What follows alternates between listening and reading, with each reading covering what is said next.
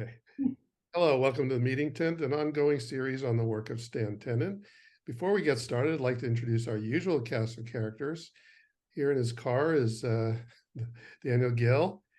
Wave to us. There you go. He won't be on camera for most of the program because for bandwidth's sake.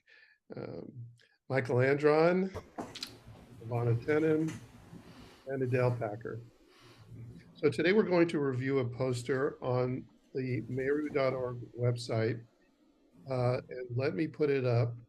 So here's our website, Meru.org, and I'm going to click on graphics, animations, and I'm scrolling down to the poster index to one called You passed it. The Shape of Shabbos, King and Queen, 2004. So before we discuss this, however, I want to play a clip of Stan just to kind of set some context before we get into this. This is from our website, meruvideo.com, and it's from the first verse, an introduction to Meru Foundation. It's just a couple of minutes of Stan towards the end. So let me play this. So that's what we have here.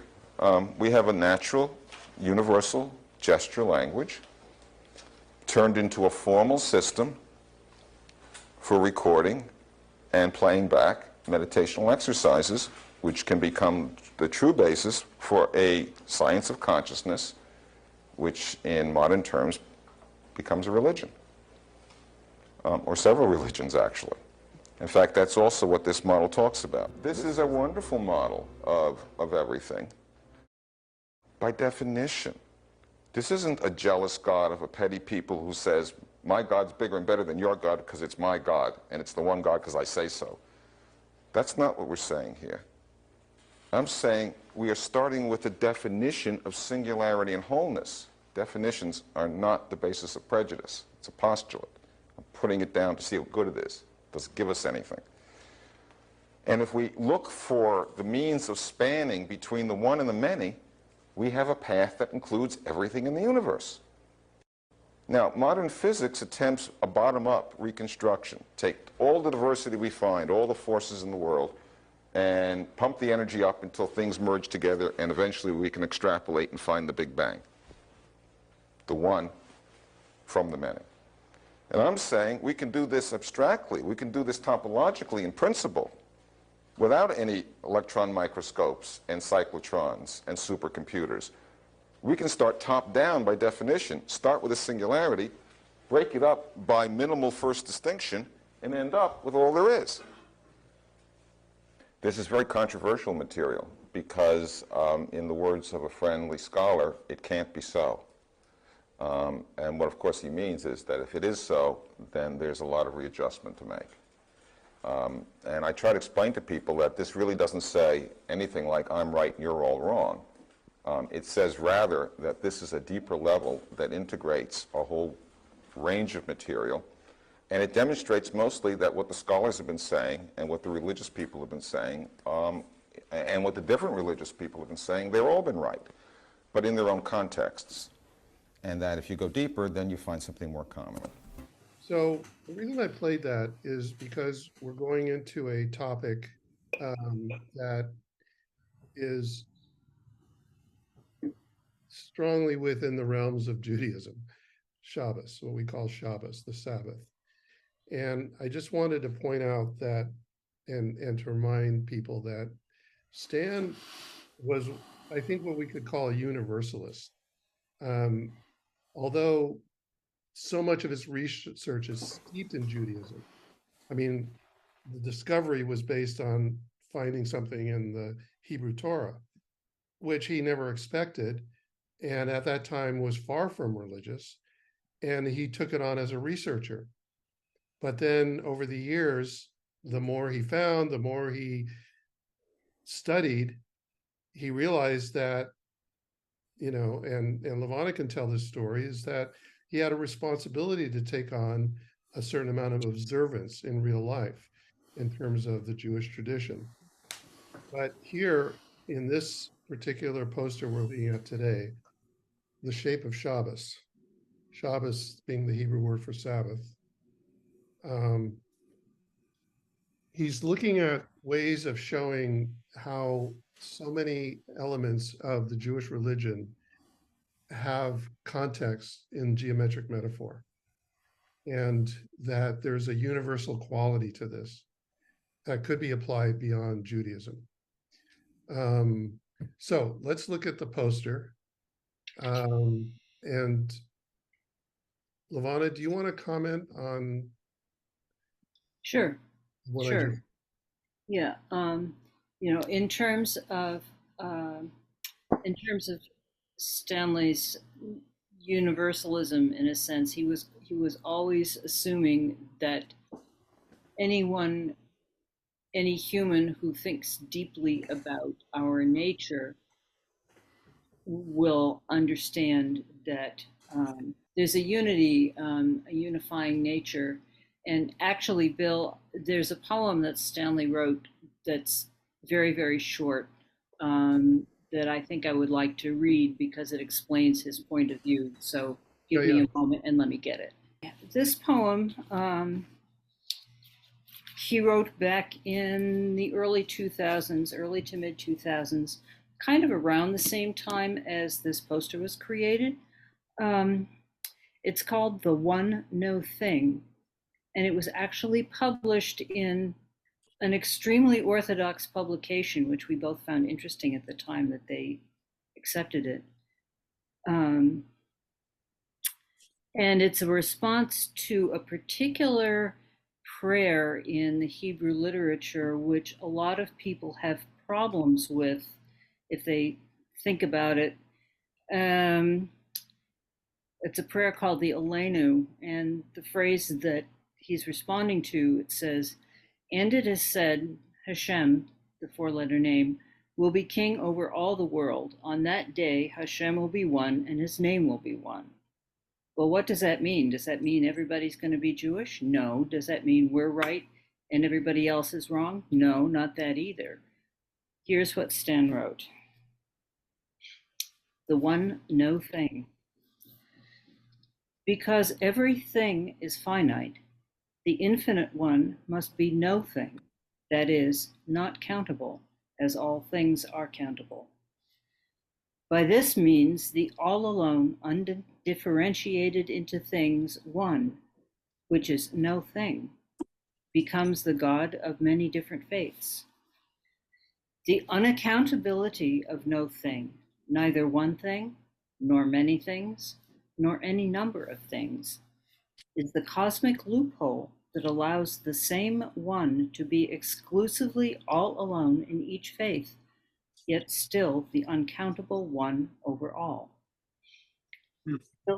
The lives of all the heroes are as claimed for them, because a hero, by definition, climbs steadily, ever more upward, where all climbing paths must converge, guided in every choice by the one not a thing as their pole and as their star. Thus, the hero of every culture, the embryo of the one no thing, finds the way home.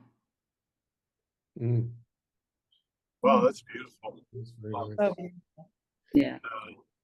Can you And that's send me a copy of that, Lavana? sure. Yeah, I'll That put that's in. that yeah, that is that's where Stanley really was at.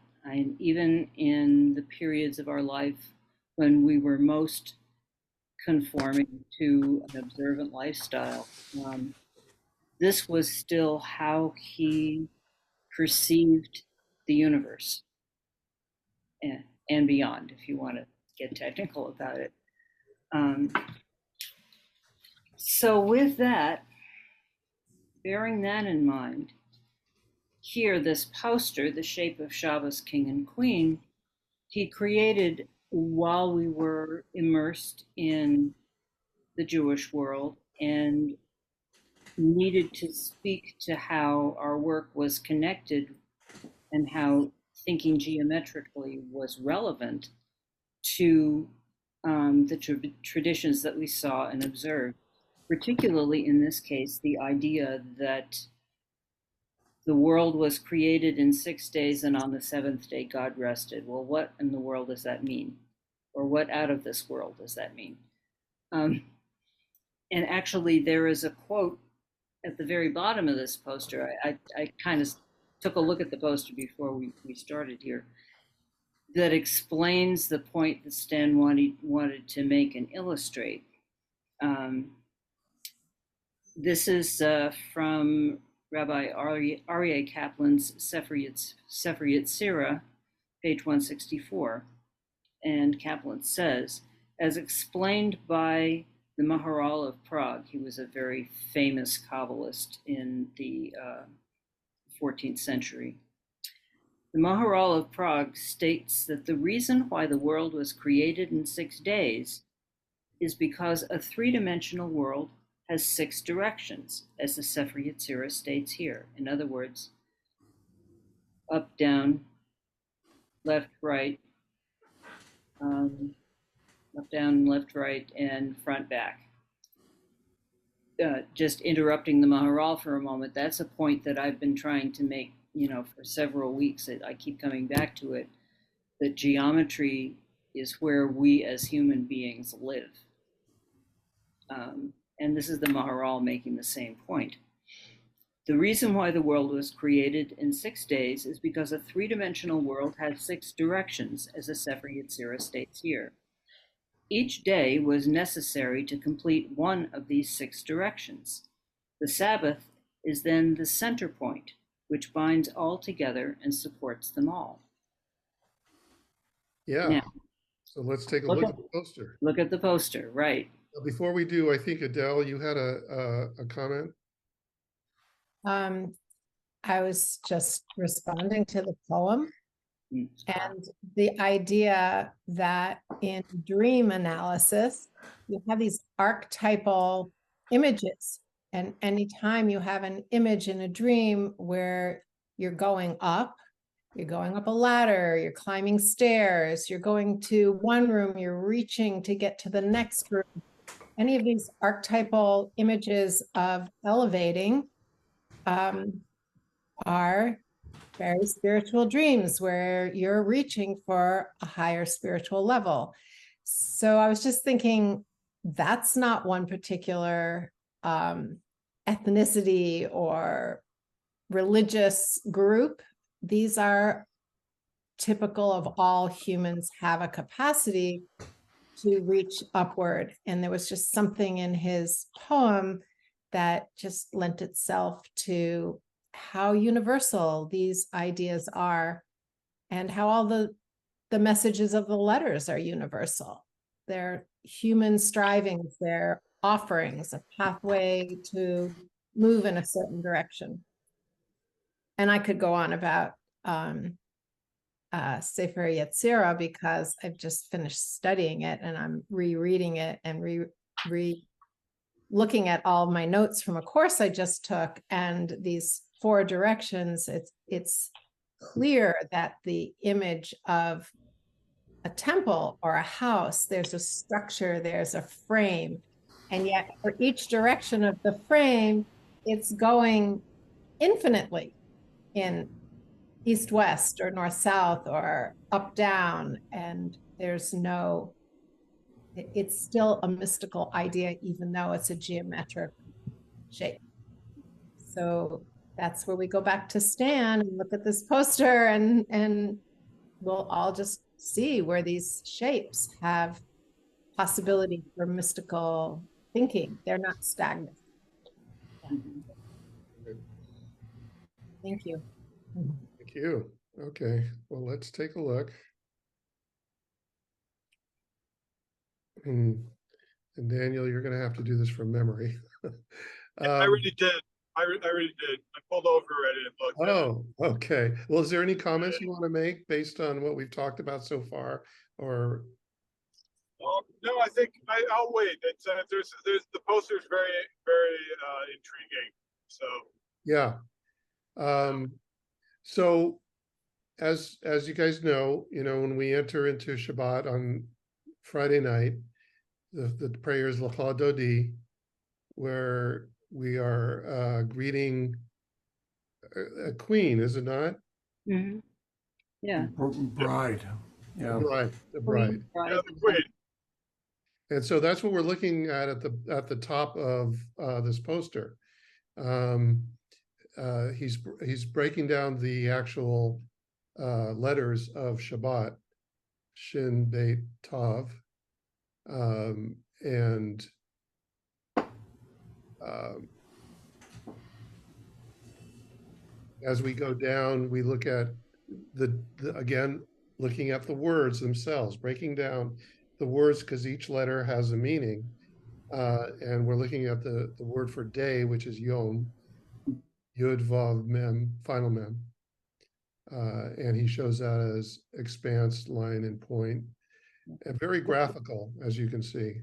what he's doing there, the drawing on the top, the circle in yellow with the line from the radius out, that's a two-dimensional diagram based on the meanings of the letters. You know, the yud as the point, that's the one on the right of those three letters. The vav as being a line, and it looks like a line. And the final mem, which is that third letter, the leftmost letter, means in the geometric way that he is thinking of these letters, it means expanse. So okay, you've got this circle with the radius, but then right underneath it is a glyph that basically pulls that diagram into 3 dimensions. And that's where he starts to get the metaphor of the king. You know, a dean, pedestal, which is what he's regarding that central vertical line as in this diagram. I had actually, you know, I was familiar, obviously, with the term, you know, Shabbos queen, Shabbos bride, daughter. And I was wondering where he got the king from because I couldn't remember. It's been a long time. And then we go down to the next drawing where you see the Shushan flower, which is something that we've talked about a lot on the right-hand side. And then you see basically you can think of it as 6 of those little trumpet-shaped figures, you know, arranged in a circle. You know, find what it's the kind of figure that, you know, okay, you can see it. 6 around one, and there's something in the center. Well, if you relate it to the Shushan flower, what I had forgotten, and here's a connection that's not explicit on this poster, unless you're familiar with the Jewish calendar. There's a holiday called Purim, which is set in, it tells a story that happens in a city called Shushan Habira, which that particular city was the capital of the kingdom in which that story takes place. This is the story of Queen Esther, if you're familiar with the Bible. And so the center point of a Shushan flower in, you know, well, relating that to Shushan Habira, which was the capital of the kingdom, that is where he gets the idea of the king in terms of king and queen. As I say, I had forgotten that connection myself until I looked at it and pieced it through. So I figure it might not be obvious to everybody unless you know the background and how he found relationships in some degree based on the geometry of the words involved. I think I should probably let other people talk at this point. Yeah, anybody, go ahead. If something stands out on this poster. The one thing I did notice, though, when you were talking about the pedestal, that it is a kind of a, well, 2-dimensional / 3-dimensional depiction of the inverted T. Yeah, it's the same idea. Yeah. So that's Daniel? just, Yeah, I saw, I saw it recently, it's a very old Kabbalistic book, concept of the emergent quality of, of God that we've talked about. The emergent quality of God from a minion, but it also relates to the inverted T model, really.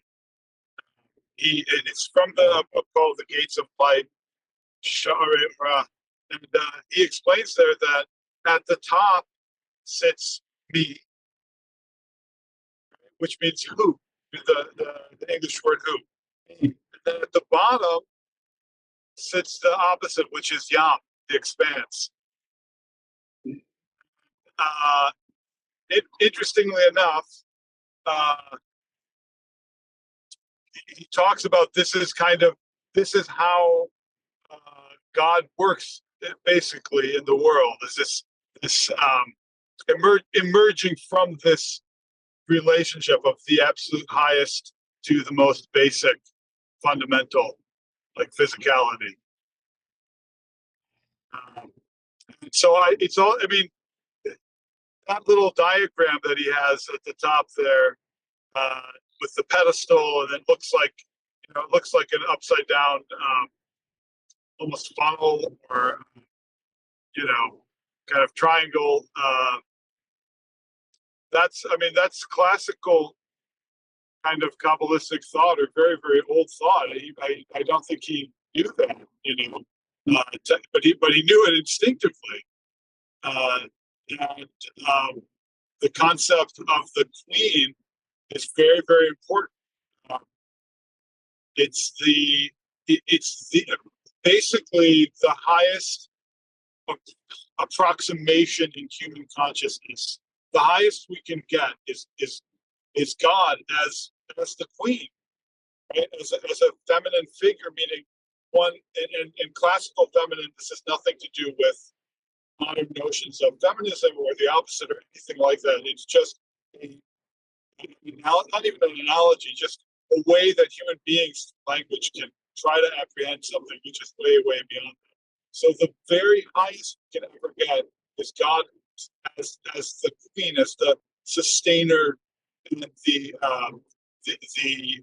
giving, the one who's giving sustenance to everyone, and kind of the same way that a mother kind of tries to guide her children on a path, in a sense, more directly. And then this is, again, nothing to do with the modern world or the ancient world, just as a metaphor, an idea, getting her children, all of her children, onto a path that fits them.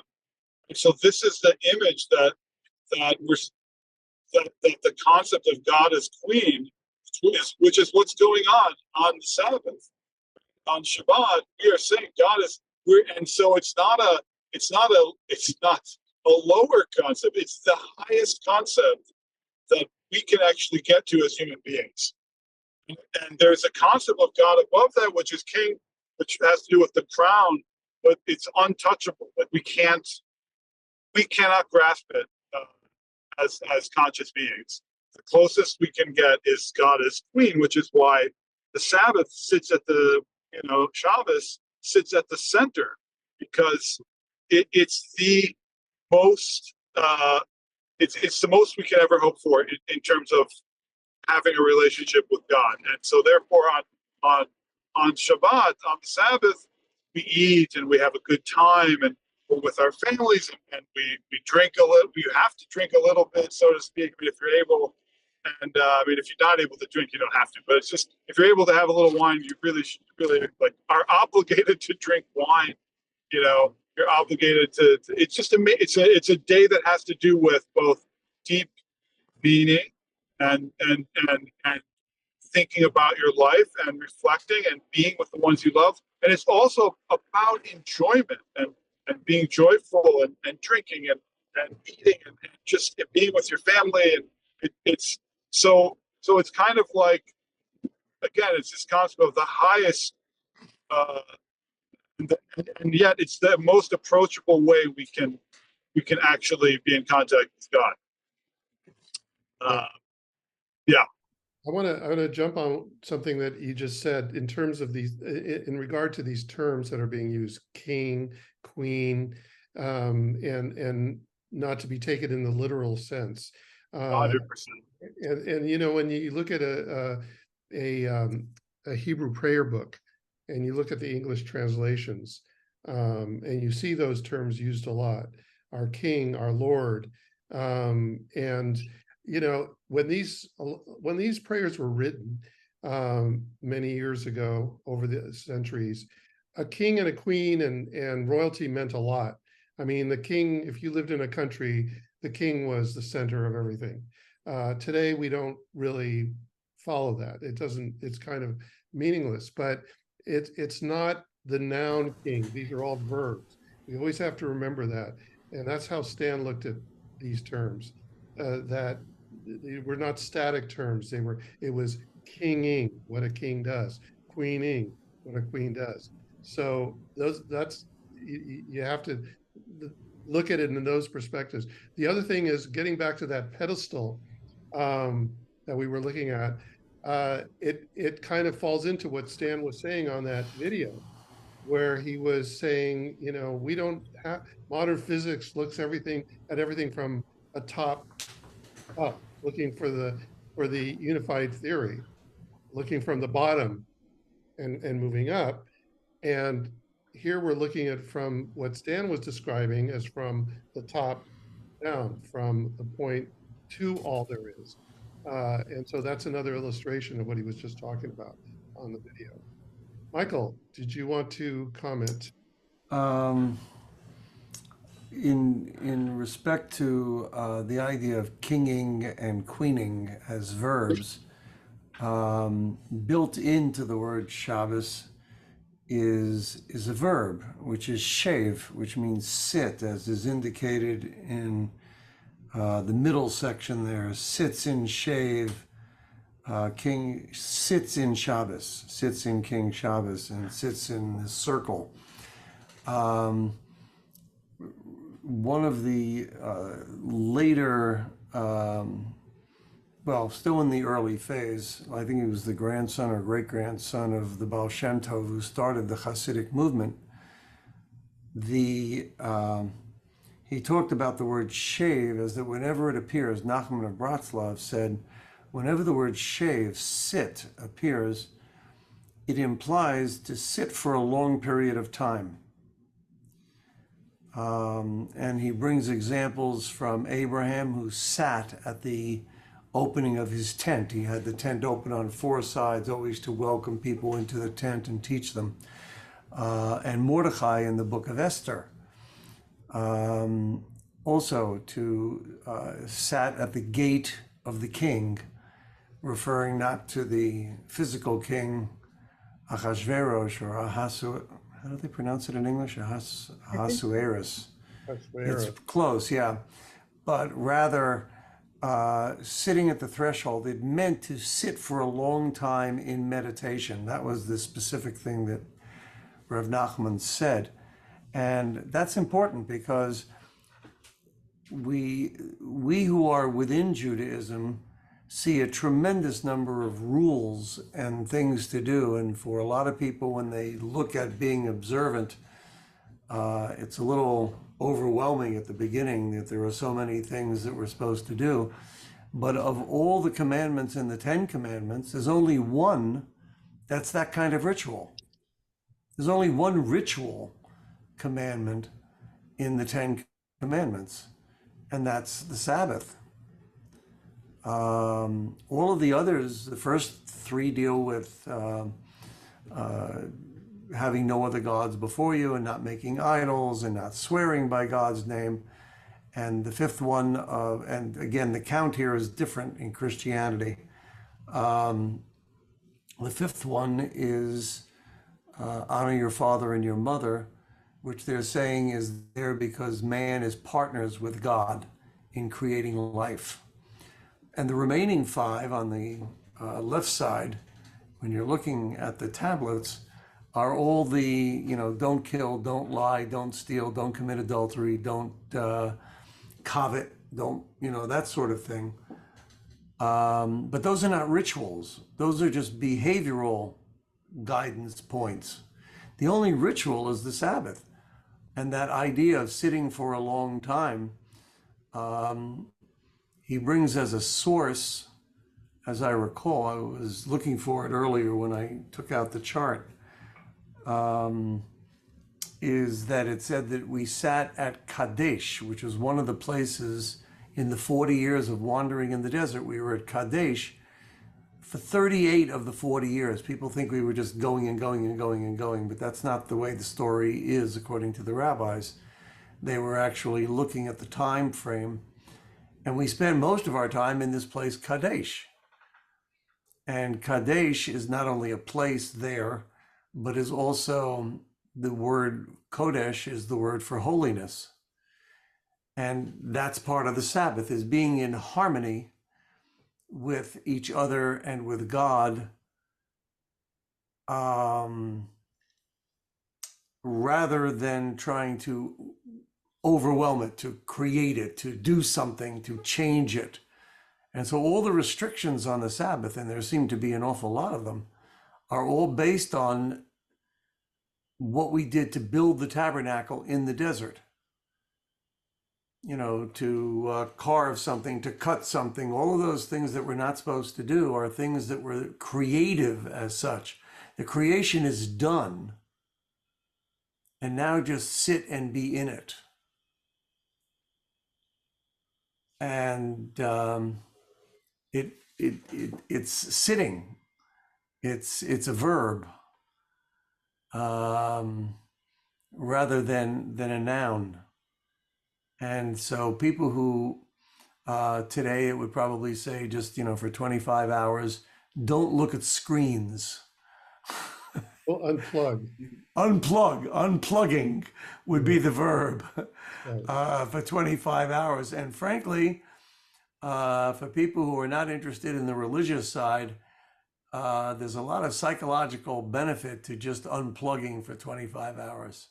Well, if you look at our history, just human history, up to the technological age, I guess people did work 7 days a week, if they had to.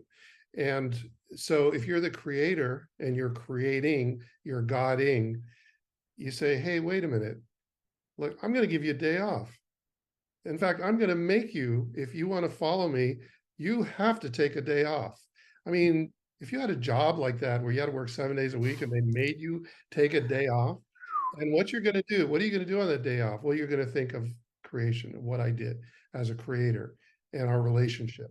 And you're going to put all that other stuff aside and you're just going to take that day. I mean, to people that, Jewish people back then, it must have been a blessing. Sure, gladly. I'll close the store. I'll put down the hoe and the farm and all that stuff. And we'll take a day off. And but it was for the spiritual growth of the people. Is that, you're always thinking of God, but now take a day off, put the ego away, and say some prayers, and let's commune. And that's what people are striving to do who are observant today. And there aren't many. The percentage is pretty low. If you go to Israel, it's not that big a thing. Most people go to the beach, but it has a huge, significant impact on not only the history, but as we live today. Yeah, Lavana.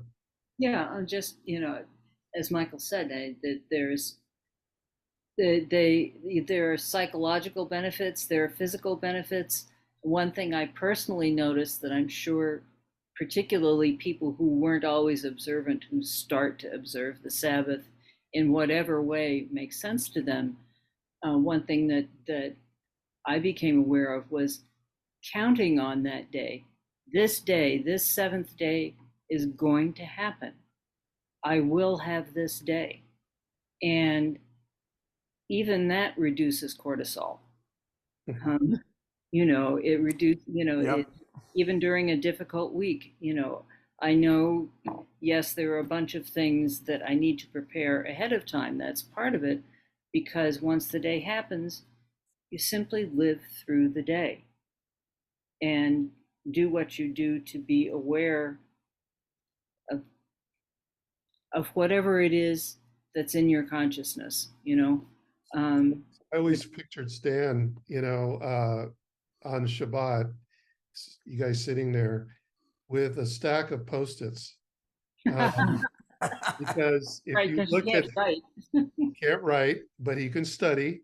And I'm sure a lot of inspiration and a lot of things came out by the fact that he was forced to sit and look through these volumes.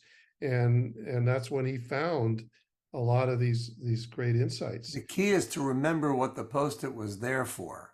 Oh, That's the hard part. I have stuck Post-its on plenty of times and it said, what part of this page did I put this here for? Exactly. Oh, he used to put a second Post-it right underneath the line that mattered to him. Aha.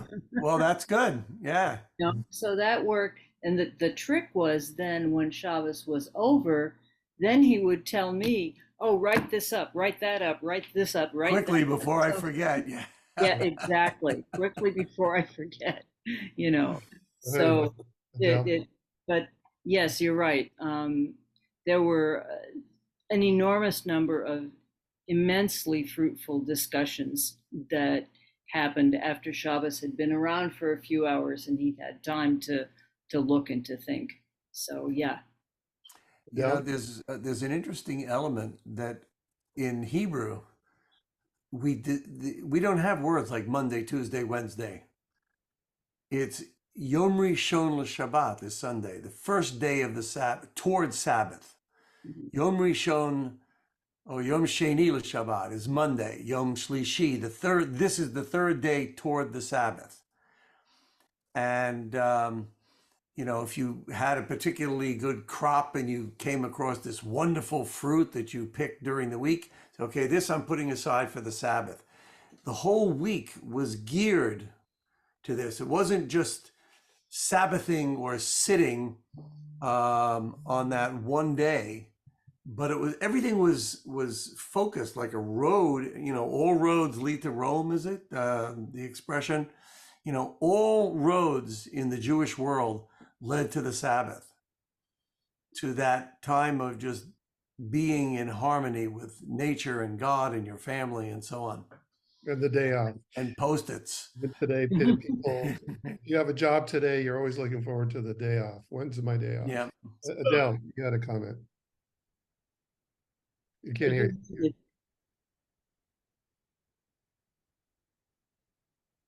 Thank you. I was thinking of what the rabbis say, that we're never more than 3 days away from Shabbat, because it's either 2 days after Shabbat or 3 days after Shabbat, or it's 2 days until Shabbat. And then you think of that sort of Shabbat consciousness all week, and you think of this geometric idea that Shabbat is in the center of all of the walls, of all of the geometry of up, down, forward, back. And it makes sense to see it as a geometric concept as opposed to a linear concept of I'm either before or after it along a line. It's really just bring the line around a circle and put Shabbat in the center. Or you're only one radius from wherever you are, right, to the center of the sphere. And the other thought I had while you all were talking about this Shav being within Shabbat, and how astute Stan was to point that out on his poster as well, and that this verb of sitting and this idea of kinging and queening, I put that together. That's my day to king or queen, right? To be at rest. What a privilege. And that we're directed to do that for our animals, especially the animals that are working for us, the oxen and the horses, and a day off for anybody who's working for us. And that was very clear in Torah, that it was for all creation to have that opportunity to rest and restore in whatever way the person can do that. And I think it's a pretty universal offering that came out through our heritage and this concept of Shabbat. And I'm sure it parallels many other cultures and traditions that choose a day of the week to be holy. The way we eat or the way we observe would be different than the rest of the week. Right. Daniel, did you have a comment? Yeah, it's important. It's definitely one of the things that the Baal Shem Tov, Rabbi Israel Baal Shem Tov, brought into the world was that Shabbat is not all or nothing. If you look in the Talmudic tractate that discusses the laws of Shabbat, of the Sabbath, it's so in depth and so detailed that it's beyond. It's people spend whole lifetime studying it. There's still more to understand about the law. So the depth to which you could not do things and the depth to which you could restrict yourself. Yeah. So the depth to which you can withhold from doing or restrict yourself from doing is profound. It's enormous. But that's not the beginning. The beginning of keeping Shabbat is starting with something that you enjoy, and that could give others joy, and start with that and do that on Shabbat. And from there, just see where it takes you. And that's kind of what the Baal Shem Tov brought into the world is the focus of Shabbat is not the restrictions, although that can be important as one goes on, but it doesn't necessarily have. I think you're cutting out again, Daniel, but I think Okay. we got the gist of what you're saying, and that was reinforced by the Baal Shem Tov's great-grandson, Rabbi Nachman, who also said the same thing in terms of, don't be so fanatic about it, make it enjoyable. There are people who would go, oh, I got to do everything exactly this way and make everybody around them miserable. And he said, no, that's not what you do. You do the best you can. So, and today we look at that, okay, if you want to attend Shabbat services with your friends, then you can drive. Okay, drive, if you have to. Drive a car, which was forbidden. So you adjust to make it meaningful to you and your family. Well, we've really explored this topic, and it's good that we were able to take this the poster. We got into the geometric metaphor, but we were able to expand it in a real life perspective, and I hope people got a lot out of this, because I think and for those watching, I hope that everybody does take a day off and try to unplug and kind of concentrate on what's important and what's universal. So for today, though, we have to say goodbye, and we thank you for watching. And Daniel, drive carefully, and we'll see you next time. Bye-bye.